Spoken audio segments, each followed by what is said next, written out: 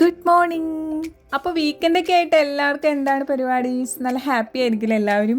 നമ്മുടെ പോട്ടിൽ നട്ടയാണ് ഒരു സിങ്കോണിയെ നല്ല രീതിയിൽ പടർന്നു കയറാനായിട്ട് തുടങ്ങിയിട്ടുണ്ട്. അപ്പം ഞാൻ വിചാരിച്ചു ഇതിനെ പടർത്തി വിടണോ അതോ വെട്ടി വെട്ടി ബുഷിയായിട്ട് നിർത്തണോന്ന്.